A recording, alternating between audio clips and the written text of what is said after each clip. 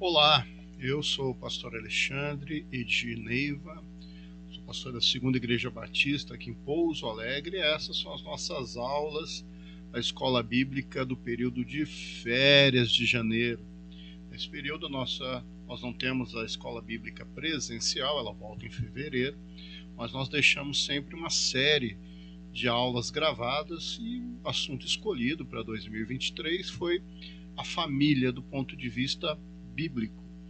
Tivemos a nossa primeira aula. Se você não assistiu, procure aqui no histórico dos vídeos que você vai encontrar. E são 6 aulas no total e eu te convido a assistir, acompanhar essas aulas conosco.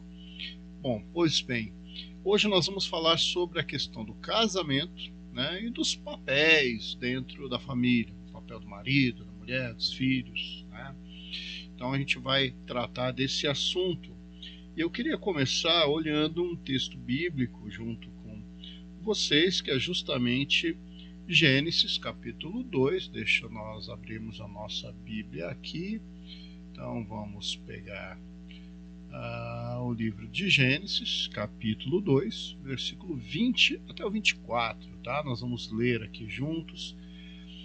Então a palavra do Senhor diz assim: Assim o homem deu nome a todos os rebanhos domésticos, às aves do céu e todos os animais selvagens. Todavia não se encontrou para o homem alguém que lhe auxiliasse e lhe correspondesse. Então o Senhor Deus fez o homem cair em um profundo sono, e enquanto este dormia, tirou-lhe uma das costelas, fechando o lugar com carne. Com a costela que havia tirado do homem, o Senhor Deus fez uma mulher e a trouxe a ele. Disse então o homem, disse aqui Adão: Esta sim é osso dos meus ossos e carne da minha carne. Ela será chamada de mulher, porque do homem foi tirada. E no versículo 24, por essa razão, esse é o versículo mais importante para a gente nessa sequência toda, por essa razão, o homem deixará o pai e a mãe e se unirá à sua mulher, e eles se tornarão uma só carne. Então, falando sobre o casamento, né?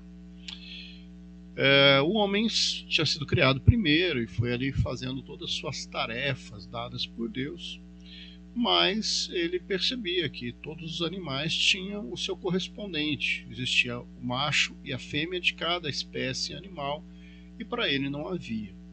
A gente não consegue perceber claramente na língua portuguesa, mas fica muito claro esse jogo de palavras, quando ele vai falar: essa sim é osso dos meus ossos, carne da minha carne. Vai ser chamada de mulher, porque do homem foi tirado. Então é uma palavra para se referir à fêmea do homem, né? Então macho e fêmea ali também na criação do ser humano. Então a gente tem ali o texto mais significativo, né? Que deixará o homem o seu pai, a sua mãe, e se unirá à sua mulher, e se tornarão os dois uma só carne. O casamento ele é tido como algo do DNA de Deus. Deus criou o casamento e a família para organizar a sociedade. A sociedade é organizada inteira em cima das famílias.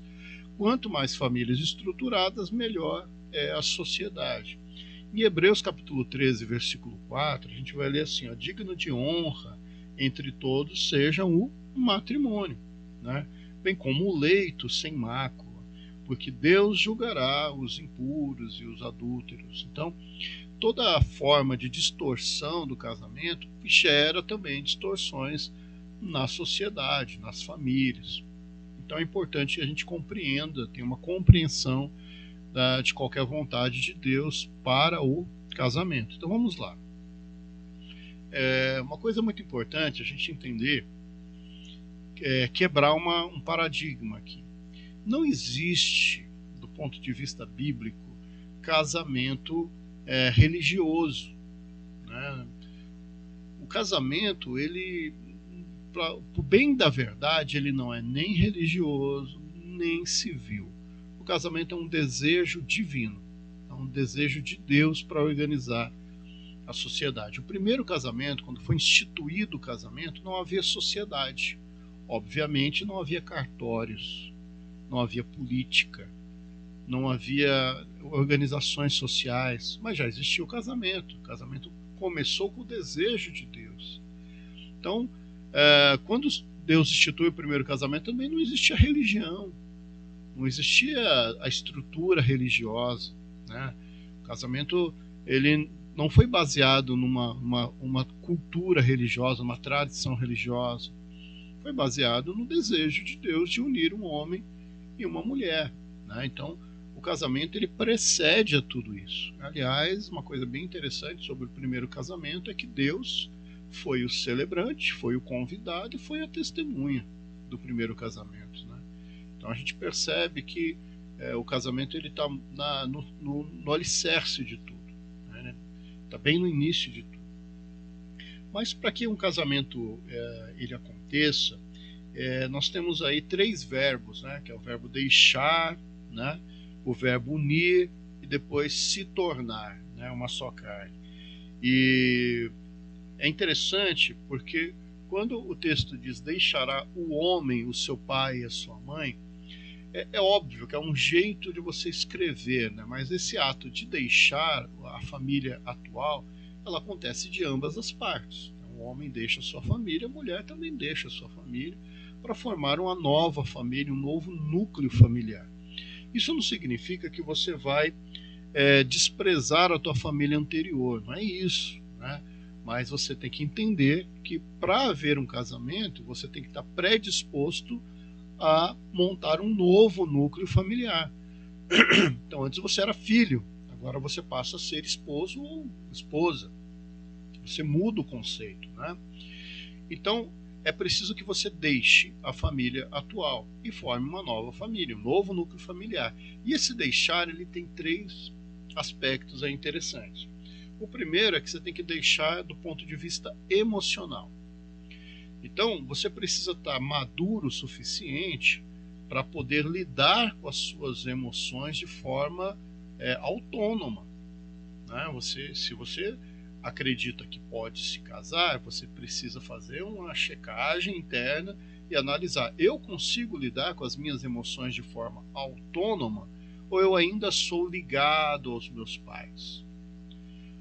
Se você ainda se sente ligado aos seus pais, não é que você não vai se casar, mas um bom curso de preparação para o matrimônio é indicado para você ter consciência de até que nível de dependência emocional você tem dos seus pais. Porque se você se casa com muita dependência, você vai ter problema para você manter o casamento. Você vai ter atritos no casamento se você tem muita dependência emocional dos pais, tá? Primeira coisa. Segunda coisa, esse deixar também tem que ser do ponto de vista financeiro. É preciso que você tenha condição de casar, que você tenha condição de se manter, que não haja uma dependência, né, já de início dos pais, porque essa dependência ela vai gerar uma falta de autonomia novamente, tá vendo? E essa falta de autonomia pode gerar muitos conflitos. Ah, pastor, então ninguém vai casar. Não é isso, né? Mas você tem que ter a consciência de que você precisa ter, né, uma autonomia financeira suficiente para você não depender de forma rotineira da sua família anterior. É muito importante, né? Tem um ditado brasileiro que diz que quem casa quer casa, né? A terceira coisa é que você tem que deixar a sua família anterior do ponto de vista das tomadas de decisão. Aqui é onde tem mais atritos nos casamentos hoje em dia, né? Você precisa ter maturidade para ter autonomia de escolha e decisão. Você não pode basear suas decisões na opinião do pai ou na opinião do sogro, porque senão isso vai causar problemas para a tua vida conjugal. Você precisa ter condição, maturidade e responsabilidade de tomar a decisão, né? E arcar com as consequências da decisão. Toda decisão tem uma consequência, não tem jeito, tá? Então, o primeiro verbo aí que nós encontramos nesse versículo 24 de Gênesis 2 é o deixar, né? Deixará, pois. O segundo é se unir à sua mulher, se unir ao seu marido. Então, formar um novo núcleo, é uma nova família, né? Então, antes você era filho, agora você é marido. Antes você era filha, agora você é esposa, né? Antes você tinha uma postura de ser subordinado aos seus pais, agora você vai ter filhos que serão subordinados a você. É um novo núcleo familiar. Então é importante que você tenha essa compreensão. Não significa que você vai desonrar os seus pais depois de casado. Isso não existe. O pai vai ser sempre pai, a mãe vai ser sempre mãe. Só que você passa a exercer um novo papel, ok? E por fim, é ser uma só carne, ou seja, a união entre um casal, ela não é uma união de negócio, não é uma união de interesses, ela é uma união íntima, que deve fazer com que vocês sejam tão unidos e tão íntimos ao ponto de poder dizer, somos como se fôssemos uma só carne. Essa a questão aqui, né? E essa coisa também de ser uma só carne vai ter uma ligação direta com a questão de que Deus condena toda e qualquer imoralidade sexual, tá? Deus deseja que o casamento ele seja, como eu já coloquei na aula passada, monogâmico, ou seja, um homem com uma mulher. Qualquer tipo de adultério ou mesmo atos sexuais fora do casamento, Deus condena, tá? Então o casamento ele é um projeto de Deus, está lá na intenção original de Deus para que seja assim, e ele é extremamente nobre e é extremamente saudável, né? A gente vê as pessoas brincando, penso, logo sou solteiro, fazendo uma crítica ao casamento, né? Feliz foi Adão que não teve sogra, fazendo uma crítica ao relacionamento com os familiares. Meus amados, se o casamento não fosse extremamente saudável, extremamente produtivo, não estivesse no centro da vontade de Deus, as pessoas já teriam parado de se casar. Nós estamos no ano de 2022, partindo para 2023. Se não houvesse na balança um peso muito maior em favor do casamento, ele já teria sido extinto na sociedade. O fato é que ele é extremamente saudável, pois ele determina atributos, ele dá tarefas específicas para o homem, para a mulher, um completa o outro, né? Um faz com que haja significância na vida do outro e assim por diante, tá? Então o casamento ele foi uma estratégia de Deus para organizar a sociedade, para nos fazer viver bem, né? E quando Deus nos dá como presente a intimidade, a vida íntima, a vida sexual dentro do casal, ela tem um objetivo bem interessante, né? Que vai para além da questão de reproduzir, né? De produzir vida, de ter filhos. E Gênesis 1:28 vai dizer isso, né? Crescer e multiplicar, enfim. Mas nós não ensinamos assim. O casamento ele não é apenas para reprodução. O sexo não é apenas para reprodução. Ele tem duas outras características que são extremamente importantes para o casamento, né? Então a segunda característica, além da reprodução, é a intimidade do casal, tá? O sexo ele promove essa coisa da intimidade, de você estar no grau máximo de intimidade. Casais que alimentam de forma rotineira, que têm uma vida sexual ativa, que têm um comportamento de intimidade saudável, são casais mais unidos, mais próximos um do outro. Isso é bem verdadeiro, né? E outra coisa é que o sexo ele traz prazer, né? Provérbios 5, 18, 19 vai falar disso. O sexo ele é para o prazer, ele é para trazer prazer para o casal.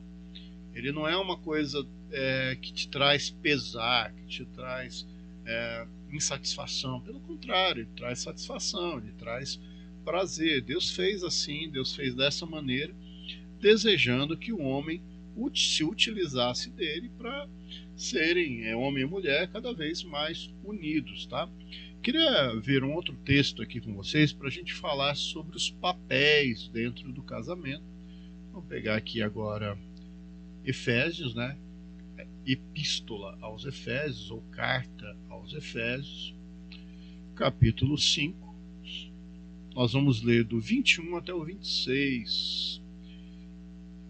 E aqui nós vamos ter Paulo orientando a igreja ali, falando sobre a questão do comportamento do homem, da mulher, enfim. Então a gente vai ler o seguinte: sujeitem-se uns aos outros por temor a Cristo. Ele já começa dizendo aqui que a orientação dele em relação ao que ele vai dizer não tem a ver com querer, tem a ver com a nossa consciência de que Cristo determinou as coisas, e como nós tememos a Cristo, nós temos respeito à ordem de Cristo, nós devemos cumprir. E ele vai continuar aqui no 22. Antes que você considere que existe machismo aqui, aguarde até o 26, tá bem? Mulheres, sujeitem-se aos seus maridos como ao Senhor, né? Então, existe aí uma orientação de Paulo para que as esposas estejam sempre sujeitas aos seus maridos. Sujeição ou submissão, como algumas traduções trazem, não tem a ver com hierarquia, não tem nada a ver com hierarquia, tá? O que existe é uma ordem de Deus, existe uma missão a ser dada, a ser cumprida pelo casal. Então, dentro dessa missão, o homem ele é considerado o cabeça da missão, mas não necessariamente mais importante ou menos importante. E debaixo dessa missão, ou seja, submisso a essa missão, submissão, está a mulher, ou seja, dentro da mesma missão. Tá? Não interprete isso daqui de maneira nenhuma como superioridade. Tá? São só funções diferentes. Versículo 23. Pois o marido é o cabeça da mulher, como também Cristo é o cabeça da igreja, que é o seu corpo, do qual ele é o Salvador. Então, como é colocada a coisa? O marido ele é tido como sacerdote da casa, ele tem a função de líder da casa. O líder ele não é um tirano. A gente está até no período agora de eleição, toda uma discussão sobre comunismo, ditadura, democracia. Um líder ele não é um tirano, ele não é um ditador, ele não é um opressor. O líder ele é quem tem a responsabilidade de dar o norte, dar a direção. Só que um bom líder ele tem abaixo dele ou na sua equipe pessoas às vezes muito mais capacitadas do que ele, ok? Então o fato do homem ser o cabeça do lar, né, não significa que a mulher não pode, inclusive, ter uma formação cultural melhor, né, ter uma inteligência emocional superior. Não tem nada a ver uma coisa com a outra. Isso não anula as características individuais. É só uma forma de organizar. Em última instância, Deus vai cobrar o homem como líder e a mulher como liderada, a mulher como pertencente à mesma missão que o homem. Ok? Então vamos lá. Assim como a igreja está sujeita a Cristo, também as mulheres estejam sujeitas em tudo aos seus maridos. Tá? Essa insistência de Paulo aqui a reforçar isso tem muito a ver com a cultura daquela época, o lugar que eles estavam inseridos, e a necessidade de haver uma ordenação ali, precisava colocar a coisa em ordem. Tá? Não é uma coisa que pode ser interpretada aqui como machismo, não, tá? Mas, como eu disse, aguarde até o último versículo. Versículo 25. Agora começa o chumbo grosso para cima dos maridos aqui. Ó. Maridos, amem as suas mulheres assim como Cristo amou a igreja e se entregou a si mesmo por ela. Olha só, se até aqui na leitura, você que é mulher, que estava escutando eu ler, explicar, você estava dizendo assim, então o marido ele está sendo levantado de forma de destaque, ele é especial em alguma coisa. O versículo 25 começa a mostrar que isso não é vantagem nenhuma, porque ao marido é pedido o quê? Que ele ame a sua esposa ao ponto de entregar a sua própria vida por ela. Ou seja, ele tem que considerar que a vida da esposa é mais importante até do que a dele, no sentido de proteção, percebe? Então, quem faz uma leitura bíblica falando de machismo, levantando bandeira de feminismo, não tem a compreensão da totalidade do texto. Tá? Então, ao homem é pedido isso, que inclusive ele considere a vida da mulher de tal importância que ele seja capaz de entregar a vida dele em troca da dela. Tá? Esse é o grau de cobrança para os maridos. Né? E o versículo 26, para santificá-la, tendo-a purificado pelo lavar de águas mediante a palavra. Ou seja, como que Deus organizou o casal? É organizado da seguinte maneira: o homem é o líder da casa, líder do casal, é líder dos filhos. Só que a mulher está debaixo dessa liderança, mas não é uma liderança tirana, é uma liderança apenas organizacional, é uma forma de organizar a família. É assim que Deus quer, né? É assim que Deus instituiu, tá bom? Então, e abaixo da mulher e do homem, marido e mulher, nós somos os filhos. E segundo Colossenses 3:20, os filhos em tudo devem obedecer aos pais, né? E fazer isso de forma agradável, porque é vontade do Senhor. Então os filhos precisam honrar o pai e a mãe, né? Como nós já temos lá nos mandamentos: honrará o teu pai e a tua mãe para que te prolongues os teus dias na face da terra. Então os filhos eles devem obediência aos pais. Mas meu pai é isso, minha mãe é aquilo. Não. A questão aqui não é o se. A questão aqui é a vontade perfeita de Deus. A vontade perfeita de Deus é a obediência. E se existe um pecado que Deus abomina, é desobediência e rebeldia. Isso vale para tudo. Isso vale para filho, isso vale para funcionário, isso vale para membro de igreja. Se tem um pecado que Deus abomina é rebeldia e desobediência. Basta lembrar como é que Lúcifer foi expulso do céu, né? Então, você é chamado a ser obediente àqueles que Deus coloca acima de você. Então, você que é filho, seja obediente aos vossos pais. Você que é funcionário, em tudo faça de forma adequada no emprego que você tem. Você que é membro da igreja, honre os seus líderes, os seus pastores, e nunca seja rebelde, ok?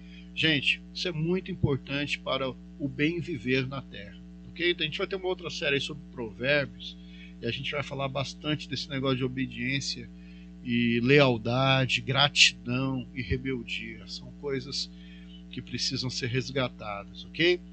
Então os pais são os líderes da casa, são aqueles que vão dar a direção, vão dar o direcionamento. Aos pais é dada a responsabilidade de colocar os filhos no caminho certo, não através de palavras, mas através de exemplo. Então eles vivem como eles querem que os filhos vivam. Eles fazem da forma que eles querem que os filhos imitem, né? Então os pais têm essa responsabilidade. E para fazer um contraponto a essa coisa da obediência, a gente tem lá Colossenses 3:21, que vai dizer assim: pais, não irritem os vossos filhos, não gerem ira nos vossos filhos. Então, apesar dos pais serem os líderes, eles não têm o direito de fazer isso com tirania, com violência, com opressão, né? Eles têm que fazer isso com amor, com bondade, com sabedoria, ok? Então tem um contraponto aí, tá bem? E para a gente terminar essa segunda aula, a gente só precisa lembrar isso, que os papéis dentro da família eles são complementares. O marido complementa a mulher complementa o marido, os dois juntos formam filhos para o mundo, como flechas, como diz o salmo que nós lemos na lição anterior, né, para serem lançados, para terem autonomia. Falamos de autonomia no início aqui dessa aula. A família precisa em tudo refletir a graça de Deus para o mundo que cerca, né? E muito importante, quando houver dificuldades, a oração é o melhor dos remédios, é colocar Deus no meio e confiar que Ele está no controle. E eu queria terminar com uma dica. Se você está com um problema, não se isole. Procure o teu pastor, procure uma família cristã que você admire e se abra, converse, né? Você se abrindo, conversando, você vai ter muito mais chance de resolver suas situações do que quando você se fecha. E eu tenho certeza que Deus vai colocar alguém na tua vida para te abençoar e te ajudar, seja numa crise conjugal, seja num problema familiar. Tá bem? Que Deus abençoe a todos. Até a nossa próxima lição.